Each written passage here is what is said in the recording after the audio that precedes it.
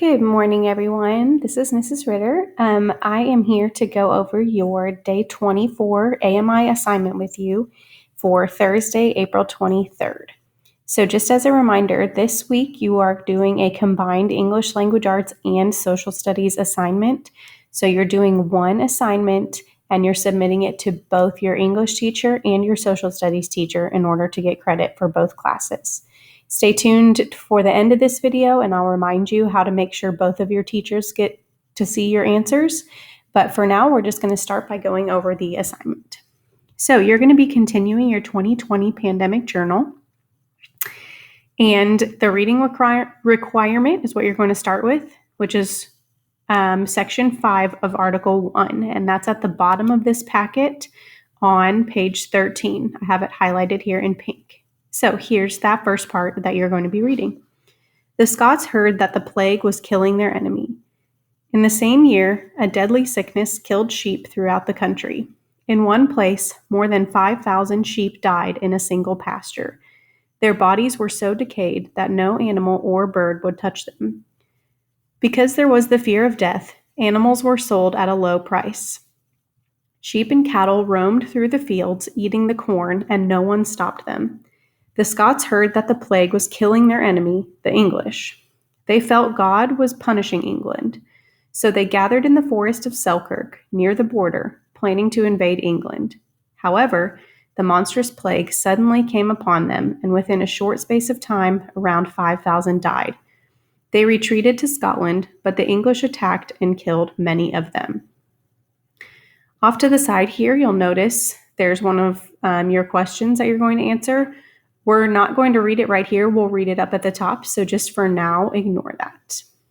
Okay, so after you've done your reading, you'll go back up to the assignment on page 6. And here's the questions you're going to answer. As a reminder, all of your work is going to be completed in your social studies classroom. There's a Google form posted in there for you to answer all these questions. So you'll see them again. I just want to go over them quickly with you right here first. You don't need to turn in anything other than your responses in your Google Classroom for social studies. Here's the questions to think about for today. How is today different from yesterday for you, your family, our nation, the world? What has changed? So your response might be this part in red here. You might say, today is different for me or my family or our nation or the world because blank. And you're going to fill in that blank with your genius thoughts about how your world is different. After reading the chunk of the article, that part we just read, consider the following question. Most people lived near farm animals during the Middle Ages. How do you think this affected the spread of the disease? So your response might say something like blank affected blank, or people living near farm animals affected the spread of the disease by blank. The last part of your assignment for today is you're going to continue your Venn diagram to analyze similarities and differences between the Black Death and COVID-19 outbreaks. Use evidence from the article and your journal to support your work. So that Venn diagram was the two circles that we looked at on day 21. And again, you're just going to compare that in your social studies Google Classroom. There's a question for you to complete it in there. You want to use quotes or examples from the article and whatever notes you may have taken to support your answer. And after you have read those questions, you're going to go to your Google Classroom Social Studies, and you'll find a form that looks something like this. It'll be called AMI Day 24. So your activity, those questions that you need to answer are all posted in this form. So this is the only thing you need to turn in. But as a reminder, once you complete this, it will automatically send it to your social studies teacher and to you, but you have to send a copy of your responses to your English teacher if you want credit in English. I have a separate video posted in Google Classroom that shows you how to submit your answers to your English teacher as well. So definitely go see that video if you're still confused on how to do that. To complete your assignment, now that we've read over it, here's what you'll find in your form. So the first thing you're going to do is type in your name. Please type in your first and last name. Can't type there. You will see the project overview right here, which is just a reminder of what we're doing these next couple days. You can reread that if you're still confused or you forgot what we're doing. Miss Perkins read over that with you guys on day 21 at the beginning of this week. Here's that first question we read and room for your answer. How is today different from yesterday for you, your family, our nation, and the world? What has changed? So you're going to start by saying, today is different for me, my family, our nation, or the world because blank. And you're going to type your answer here. I'm just typing random letters because I don't want to steal any of your ideas and I don't want you to copy any of mine. So I'm just typing random letters, but of course you will put a more intelligent answer than ASDF.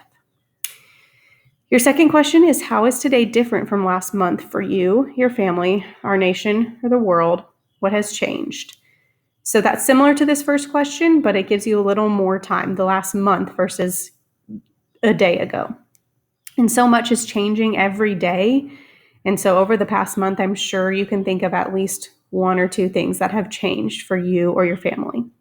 So your answer might say something like, today is different for me, my family, our nation, or the world because blank. And again, I'm just going to type a random answer. Here's the article again, the chunk of the article that we just read, but it's here again for your reference if you need it. Most people lived near farm animals during the Middle Ages. How do you think this affected the spread of the disease? So after reading that chunk, your answer might say something like, people living near farm animals affected the spread of the disease by blank. And you're going to think about what you might put there and type your answer in this blank.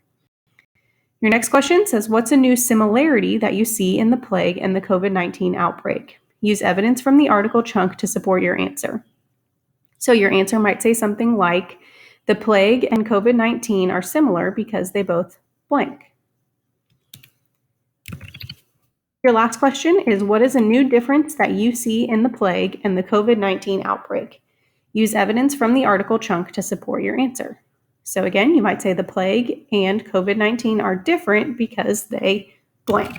So the part of your AMI assignment that says compare your Venn diagram or complete your Venn diagram, these two questions are what would be in a Venn diagram.